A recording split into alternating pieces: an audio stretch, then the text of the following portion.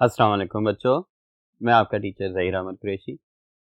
आज के नए लेक्चर के साथ आज हम एग्जाम्पल करेंगे वाइल लूप की। बच्चों, आपने पिछले लेक्चर के अंदर वाइल लूप के बारे में पढ़ा कि वाइल लूप क्या है और उसे हम क्यों और कैसे यूज़ करते हैं अपने प्रोग्राम में। उसका सिंटैक्स देखा, उसकी एग्जाम्पल देखी। अब हम इसकी मज़ीद एग्जाम्पल्स को देखेंगे और मज़ीद प्रोग्राम सीखेंगे ताकि उनके अंदर वाइल लूप को हम कैसे यूज़ कर सकते हैं। तो आते हैं पहले प्रोग्राम की तरफ और डिस्कस करते हैं।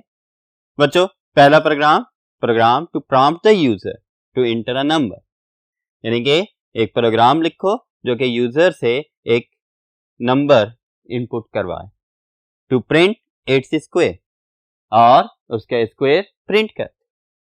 But the loop should terminate when the user enters 0, लेकिन लूप को टर्मिनेट हो जाना चाहिए जब यूजर 0 इंटर करे।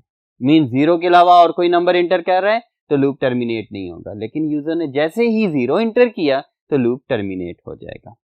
And print the message goodbye, और जब लूप टर्मिनेट कर जाए तो उसके बाद गुड बाय का मैसेज भी प्रिंट कर दे। तो प्रोग्राम स्टार्ट करते हैं, और प्रोग्राम में स्टार्ट करने के लिए हमारे पास वही हेडर फाइल्स और मेन फंक्शन हमने लिख लिया। यहां से body of the program start हो गई। बच्चों, अगेन आपने स्टेटमेंट को अंडरस्टैंड कर लिया होगा कि हमने यूजर से इनपुट लेनी है, क्या, एक नंबर, और उसका स्क्वायर प्रिंट करवाना है। और उसके स्क्वायर को प्रिंट करवाते हुए अगर तो यूजर 0 इंटर करता है तब लूप क्या हो जाए, टर्मिनेट कर दे और एक मैसेज प्रिंट कर दे, कौन सा, गुड बाय। और इस प्रोग्राम को करने के लिए हम क्या करेंगे, हम व्हाइल लूप यूज करेंगे। क्यों? क्योंकि इसमें हमें नंबर ऑफ टाइम्स का नहीं पता कि यूजर कितने number of times positive value या नेगेटिव वैल्यू इंटर करेगा, 0 इंटर नहीं करेगा। मे बी यूजर पहली वैल्यू ही 0 इंटर कर दे, may be user 100 values enter करने के बाद एंड करने के लिए 0 इंटर करे, मे बी यूजर 57 वैल्यूज इंटर करने के बाद 0 इंटर करे। तो ये यूजर डिपेंडेंट हो रहा है। इस वजह से ऐसी सिचुएशन के अंदर हम व्हाइल लूप ही यूज करते हैं।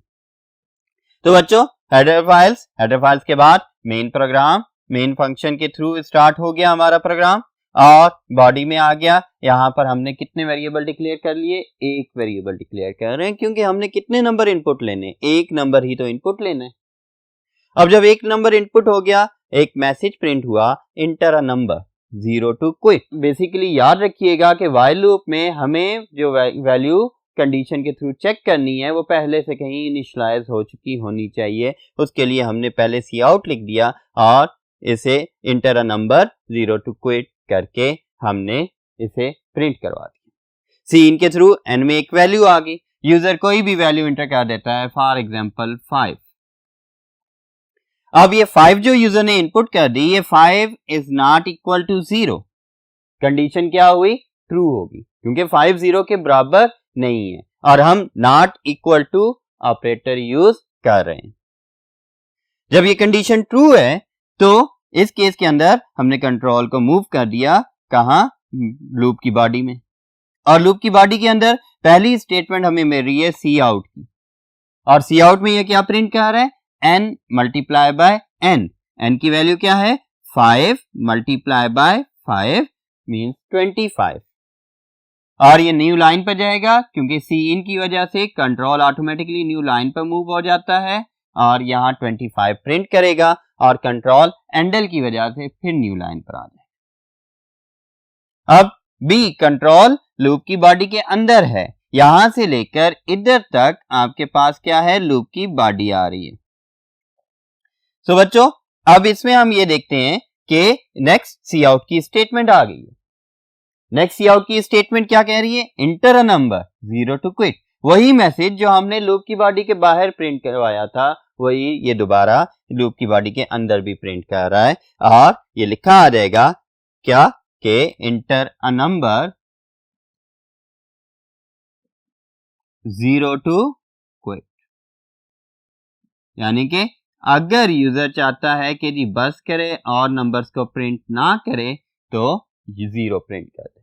दोबारा सीन पर कंट्रोल आ गया और एन को नई वैल्यू चाहिए तो नई न्यू वैल्यू हम कोई और वैल्यू दे देते हैं दैट इज लाइक 2। तो फिर कंट्रोल एन की वैल्यू 2 आ गई। अब इस 2 की वैल्यू की बेस के ऊपर कंट्रोल दोबारा आ गया कंडीशन के पास और कंडीशन को चेक किया कि क्या 2 is not equal to 0। Yes it is true कि 2 इज नॉट इक्वल टू 0। तो कंट्रोल दोबारा लूप की बॉडी के अंदर आया और इसका स्क्वायर प्रिंट कर दिया दैट इज 4।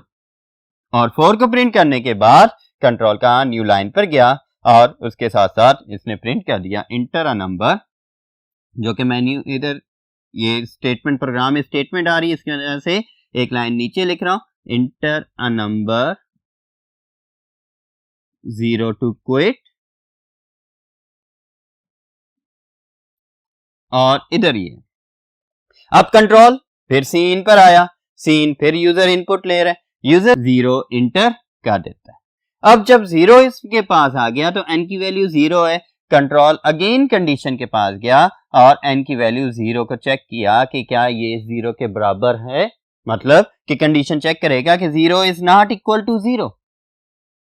तो 0 इज इक्वल टू 0 और कंडीशन फॉल्स हो जाएगी क्योंकि ये कंडीशन फॉल्स हो रही है कि 0 इज नॉट इक्वल टू 0, जबकि हम जानते हैं कि 0 0 के बराबर है।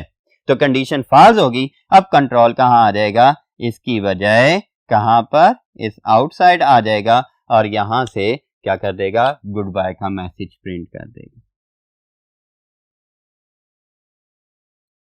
और इस तरह से आपका प्रोग्राम एंड हो जाएगा।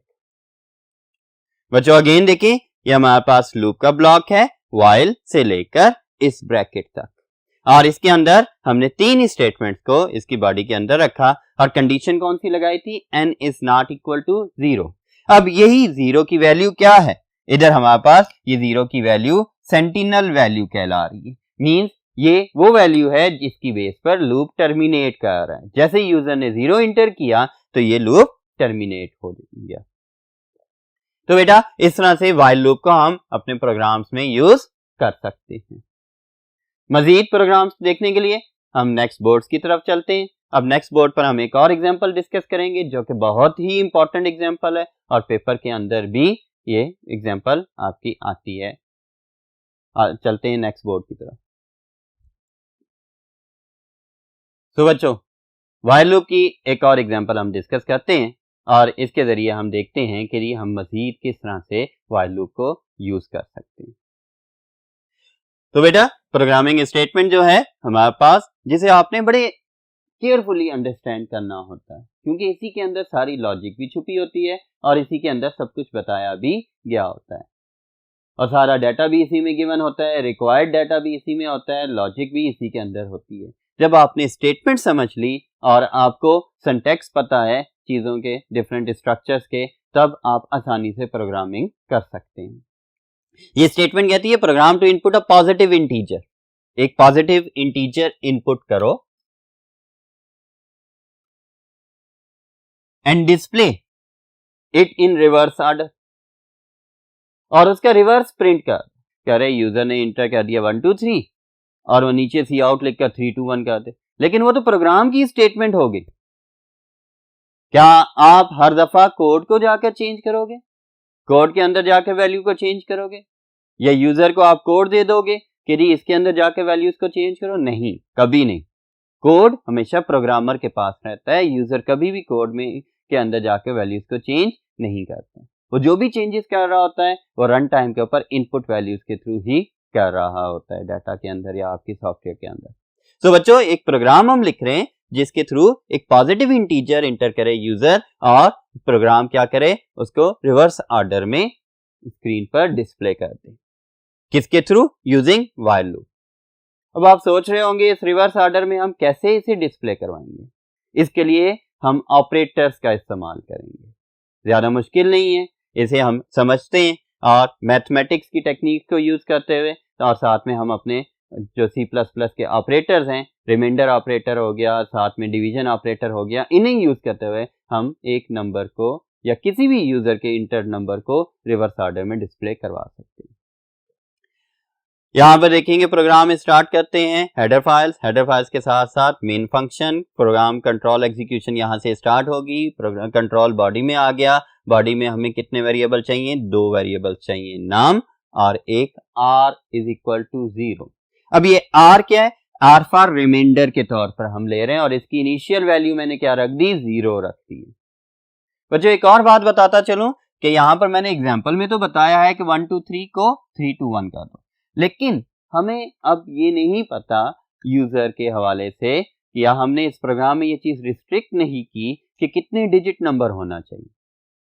यूजर में भी 2 डिजिट नंबर को एंटर करके कहे कि इसे रिवर्स कर दो, या यूजर में भी चाहे तो 6 डिजिट नंबर को एंटर करके रिवर्स मांगे उसका, या यूजर चाहे तो 4 डिजिट नंबर को। तो ये यूजर पर डिपेंड कर रहा है और ऐसी सिचुएशन के अंदर हम व्हाइल लूप के जरिए से ही कंट्रोल कर सकते हैं कि यूजर जितने भी डिजिट नंबर के वो उसे रिवर्स करके डिस्प्ले करवा।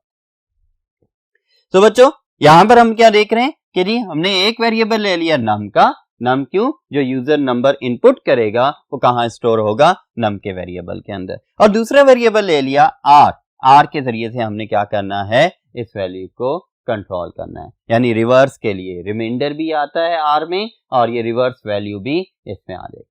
इनिशियली आर रिमाइंडर के तौर पर भी इस्तेमाल होगा और रिवर्स एंड में हम इसमें रिवर्स वैल्यू स्टोर करवा देंगे। हमने पहली स्टेटमेंट एग्जीक्यूट की, that is C out enter a number.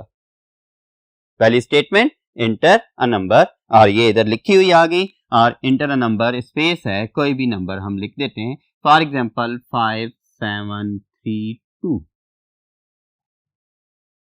बच्चों केयरफुली इधर तवज्जो कीजिएगा कि इंटर अ नंबर 5732 और ये नंबर कहां आ गया? अब इस नम में मेरे पास कौन सा नंबर आ गया है? 5732। और कंडीशन चेक हुई व्हाइल लूप के थ्रू, व्हाइल का कीवर्ड, उसके बाद कंडीशन आ गई और कंडीशन में भी वही नम की वैल्यू जो है 5732 इज नॉट इक्वल टू 0 और ये ट्रू है कि 5732 इज नॉट 0। तो कंडीशन ट्रू हो गई और कंट्रोल कहां पर आ गया? इसकी बॉडी के अंदर। अब बॉडी के अंदर आपने स्टेटमेंट और इस ब्लॉक को बहुत ही केयरफुली आपने अंडरस्टैंड करना है और याद रखना है कि ये वाला एक फार्मूला या एक लॉजिक हमने बनाई हुई है, इस लॉजिक के थ्रू आपके पास नंबर रिवर्स होगा। इसके साथ साथ ये दूसरी स्टेटमेंट भी आ जाएगी। ये दोनों स्टेटमेंट के कॉम्बिनेशन से हम क्या करेंगे? हम नंबर को रिवर्स करेंगे।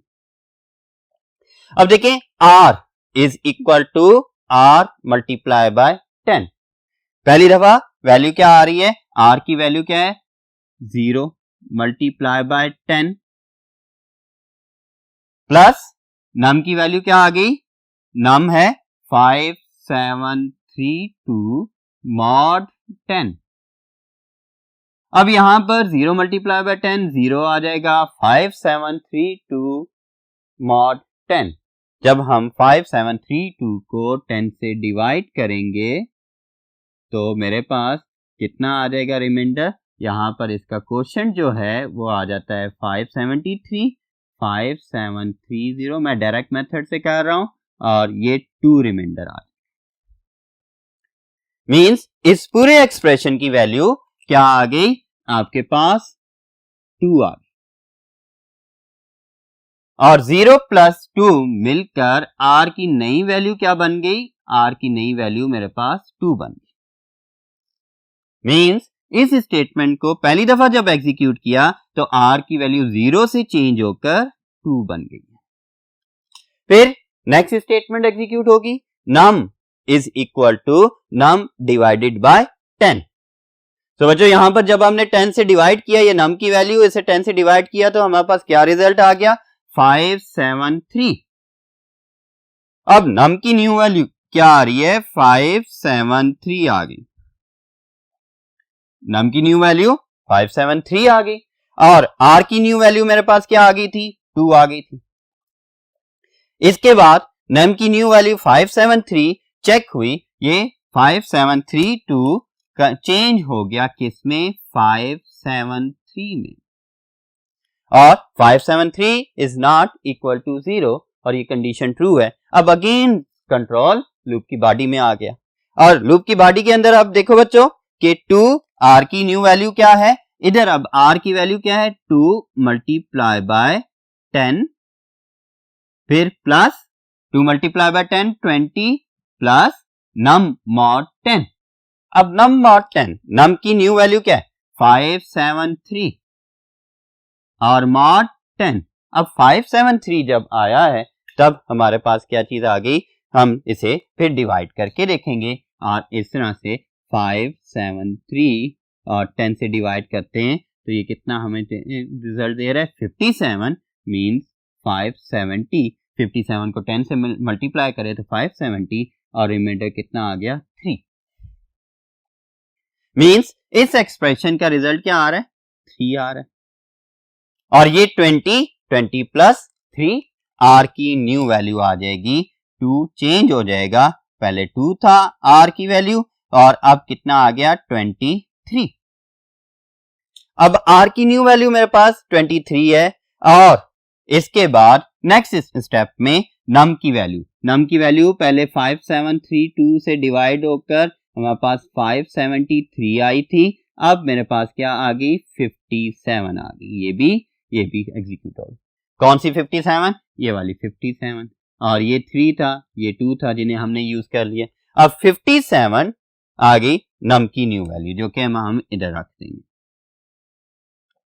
इस पूरे एक्सप्रेशन की वैल्यू कितनी आ गई 57। अब 57 जाकर चेक होगा अगेन कंडीशन में और 57 is not equal to 0, true है अगेन कंडीशन, फिर कंट्रोल इसकी बॉडी के अंदर आ जाएगा। अब मेरे पास r की न्यू वैल्यू क्या है, r की न्यू वैल्यू मेरे पास 23 है। 23 मल्टीप्लाई बाय 10 जो कि कितना बन जाएगा 230 और 230 के साथ साथ प्लस अब ये 573 की बजाय मेरे पास नम की वैल्यू 57 थी मॉड 10। अब जब 57 मॉड 10 हम देख रहे हैं तो 57 मॉड 10 इसके लिए हम अगेन इधर आते हैं और ये 57 और 10 से डिवाइड करते हैं तो ये 5 आ जाएगा, 5 10 50 और 7 रिमाइंडर। मींस इस पूरे एक्सप्रेशन नम मॉड 10 की वैल्यू कितनी आ गई 7 आ गई। सो 230 प्लस 7 और r की मेरी नई वैल्यू क्या आ जाएगी 237 आ गई। अब ये r की न्यू वैल्यू 237 आ रही है और यहां से 57 हुई थी, ये 55 73 57 से अब मेरे पास नम की न्यू वैल्यू क्या आ जाएगी 57 डिवाइडेड बाय 10 कर दें तो मेरे पास ये न्यू वैल्यू आ रही है जो कि 5 है। ठीक है, यहां पर जब 5 आई वैल्यू तो नम की न्यू वैल्यू मेरे पास 5 आ गई, 57 की बजाय अब नम 5 है और 5 की वैल्यू अगेन कंडीशन में चेक होगी और ये 5 हमारे पास यहां आकर क्या है नम 5 इज नॉट इक्वल टू 0, ये ट्रू हो गया कि 5 0 के बराबर नहीं है। और अगेन कंट्रोल कहां चला गया r की वैल्यू के, r में मेरे पास कितनी value 237 multiply by 10 plus 5 mod 10। अब क्या आया 237 की वजह ये क्या बन गया 2370 प्लस 5 मॉड 10। बच्चों 5 मॉड 10 क्या होता है, 5 मॉड 10 हम कैलकुलेट करके देखते हैं। जब भी हमारे पास डिविडेंड डिवाइजर से छोटा होगा तो रिमाइंडर हमारे पास क्या आएगा वही डिविडेंड आ जाएगा 5। 10 0 0 और रिमाइंडर क्या बच गया 5 बच गया। तो जो यहां पर 2370 प्लस 5 मींस 2375, r की न्यू वैल्यू क्या आ जाएगी 2375। ठीक है, तो इसमें अगर हम देखते हैं तो ये वैल्यू आ गई। अब इधर आते हैं, यहां पर नम की न्यू वैल्यू क्या थी, नम की वैल्यू 5 थी, 5 डिवाइडेड बाय 10 इक्वल टू 0। इसमें पॉइंट नहीं आएंगे क्योंकि हम इंटीजर को इंटीजर से ही डिवाइड कर रहे हैं। अगर ये डाटा टाइप फ्लोट होती तब पॉइंट्स में आंसर जाता, और तब ये रिमाइंडर ऑपरेटर या जिसे हम मॉडुलस ऑपरेटर कहते हैं ये फ्लोट वैल्यूज पर काम ना करता। अभी इंटीजर है इस वजह से ये सारी वर्किंग है और इसके जरिए से हमारे पास क्या चीज आ जाएगी, हमारे पास ये आगे वैल्यू क्या 0। अब मीन्स नम की न्यू वैल्यू क्या आ गई है 0 आ गई है, यहाँ 0 नम की न्यू वैल्यू आ गई और ये 0 इस कंडीशन पर जाकर चेक होगा कि 0 इज नॉट इक्वल टू 0 जो कि फॉल्स होगी और जैसे ही कंडीशन फॉल्स हुई तो कंट्रोल नेक्स्ट स्टेटमेंट पर मूव कर जाएगा आउटसाइड द लूप बॉडी और वो कौन सी स्टेटमेंट है cout number in reverse order और यहां पर ये प्रिंट करेगा कि number in reverse order is equal to, देखिए number in reverse order is equal to r. R में मेरे पास कौन सी वैल्यू लिखी हुई है 2375 और ये हम लिख देंगे यहां पर 2375 और बच्चों अगर आप इसे देखें तो इनपुट वैल्यू क्या थी 5732 और अगर हम इसके रिवर्स ऑर्डर में देखते हैं तो 2375 ये वैल्यू रिवर्स हो रही है। तो ये था आपका ये प्रोग्राम जिसके अंदर व्हाइल लूप के जरिए से हम किसी भी नंबर को रिवर्स कर सकते हैं। वर्किंग करके आपको इस वजह से बताया गया कि आपको इसकी सही से वर्किंग समझ आ जाए कि ये किस तरह से सिर्फ 2 स्टेटमेंट्स हैं और 2 स्टेटमेंट से नंबर रिवर्स हो गया। तो इसके लिए इतनी सारी आपको मैंने मैथमेटिकल वर्किंग भी करके बता दी। इसके साथ होपफुली आपको इसकी वर्किंग भी समझ आ गई होगी, इसकी स्टेटमेंट्स भी समझ आ गई होगी और इस प्रोग्राम में इस तरह से हमारे पास काम होता है और ये फिर कंट्रोल इसे प्रिंट करने के बाद गेट ch पर आएगा और प्रोग्राम को एंड कर देगा। ओके बच्चों, इसके बाद हम एक और एग्जांपल इसकी देखते हैं और उसके जरिए मजीद व्हाइल लूप को अंडरस्टैंड करते हैं जो कि नेक्स्ट बोर्ड पर है।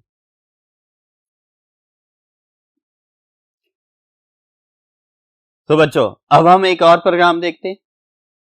पिछले प्रोग्राम ने तो आपको बोर कर दिया होगा क्योंकि मैथ है और बहुत सारे बच्चों को मैथ बोर कर देती है, लेकिन इस तरह की वर्किंग आपको बड़ी इंटरेस्टिंग भी लगेगी और आप इसके जरिए से इस डिफरेंट एप्लीकेशंस भी बना सकते हैं इस लूप के थ्रू। नेक्स्ट प्रोग्राम देखते हैं जिसके अंदर क्या स्टेटमेंट है, program to display sum of user input number. User जो नंबर्स इनपुट करता जा रहा है उनका सम प्रिंट करे अनलेस यूजर इंटर्स n। कब तक, जब तक यूजर n इंटर नहीं कर देता using while loop.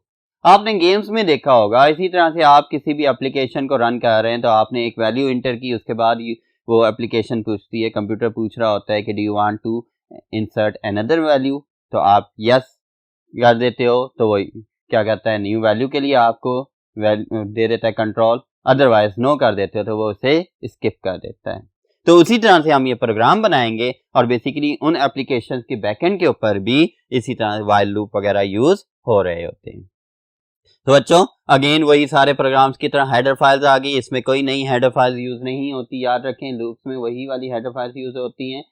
Header files कब हम न्यू यूज करेंगे, जब हम कोई मैथमेटिक्स के या ग्राफिक्स के या कोई भी इस तरह से न्यू फंक्शंस को यूज करें अपने प्रोग्राम में, तब हमें हेडर फाइल्स की जरूरत पड़ती है।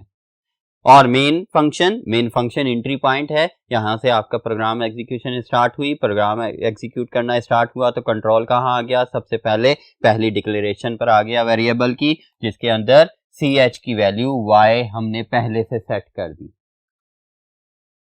अगेन व्हाइल लूप के अंदर हम इनिशियलाइजेशन कर सकते हैं लेकिन वो व्हाइल लूप का हिस्सा नहीं होती, वो व्हाइल लूप की कंडीशन से पहले कहीं पर प्रोग्राम में इनिशियलाइज हो चुकी होनी चाहिए ताकि व्हाइल लूप की कंडीशन लूप की बॉडी में इंटर कर सके कंट्रोल को।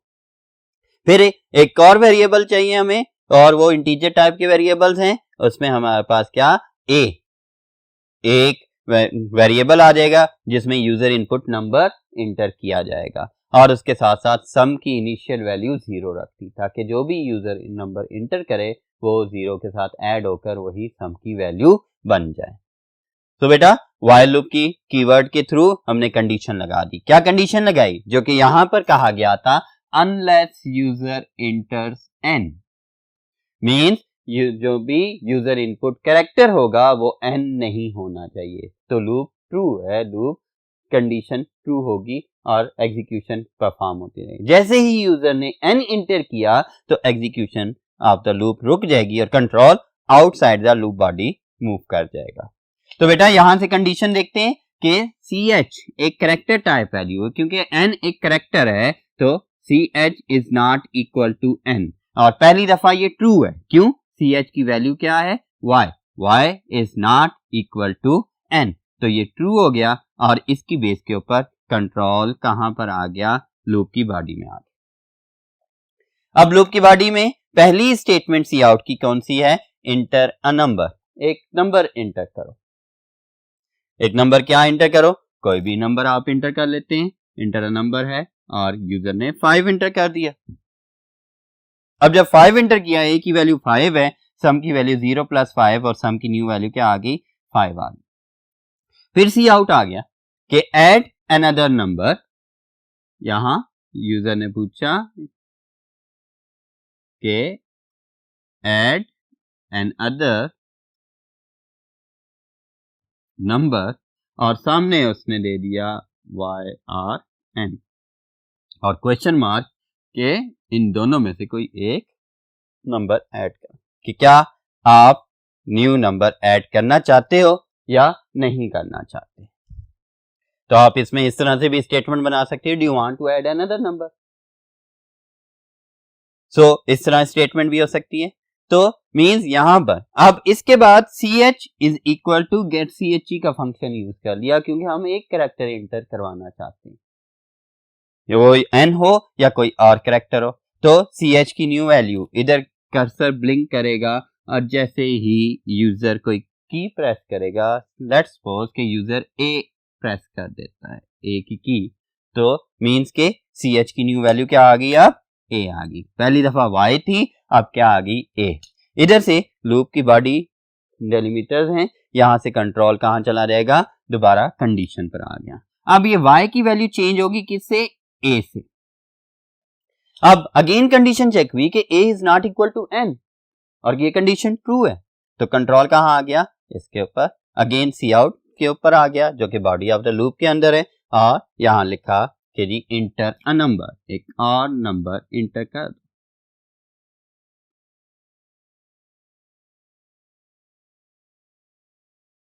और सीन की वजह से कर्सर ब्लिंक कर रहा है, यूजर ने क्या इंटर कर दिया? 10 इंटर कर दिया। अब यहां सम की वैल्यू 5 थी, सम की वैल्यू 5 और a की वैल्यू 10, तो सम की न्यू वैल्यू क्या आ गई? 15 आ गई। और इसके बाद दोबारा से यूजर से पूछ रहा है कि सी आउट ऐड अनदर नंबर,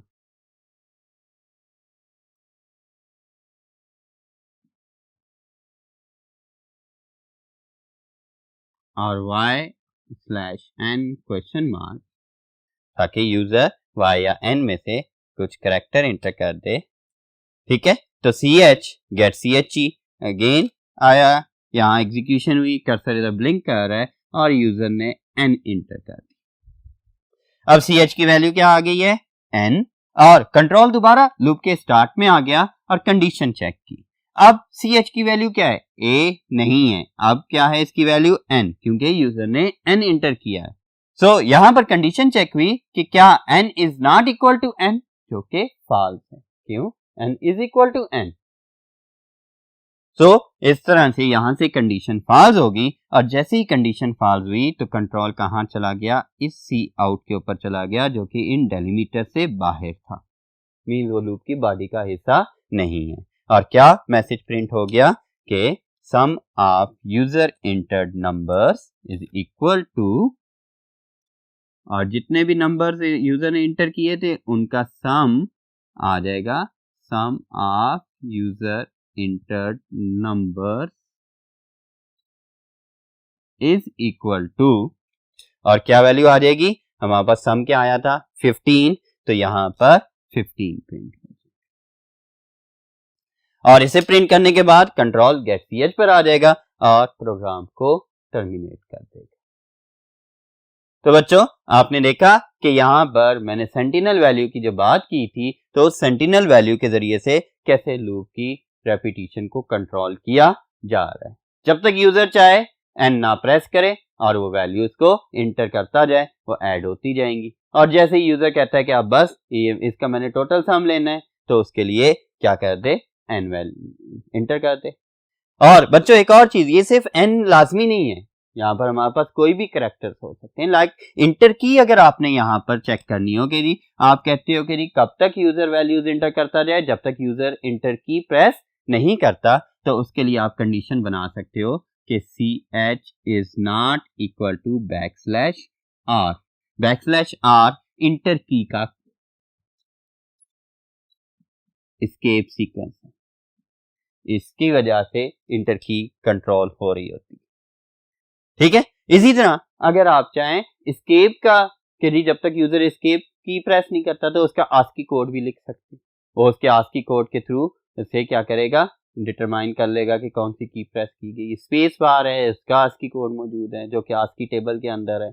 आप आस्की टेबल्स देख सकते हैं, और आस्की टेबल्स को एक्सप्लोर करने के लिए आप गूगल पर लिखें आस्की टेबल और या आस्की चार्ट, तो आपको पूरा आस्की चार्ट मिल जाता है। जो मेन आस्की वैल्यूज हैं वो आपको जुबानी याद भी होनी चाहिए। जिस तरह कैपिटल ए का आस्की कोड 65 है, स्मॉल ए का आस्की कोड 97 है, तो इस तरह की आपको वैल्यूज याद भी होनी चाहिए। तो बच्चों इस तरह से हम कंडीशन कोई भी बना सकते हैं और उसी कंडीशन के थ्रू हम लूप को कंट्रोल भी कर सकते हैं। उम्मीद है कि आज के लेक्चर के अंदर जो एग्जांपल्स आपको सिखाई गई हैं वो आपको अच्छी तरह समझ आई होंगी। इनकी आपने अच्छे से प्रैक्टिस करनी है, बार बार प्रैक्टिस करनी है, ताकि ये तीनों इंपॉर्टेंट एग्जांपल्स हैं और ये पेपर में आने वाली एग्जांपल्स होती हैं, इन्हें आप अच्छे से तैयार कर लें। आज के लिए इतना ही, और अब मेरी तरफ से अल्लाह हाफिज़, मिलते हैं नेक्स्ट लेक्चर में।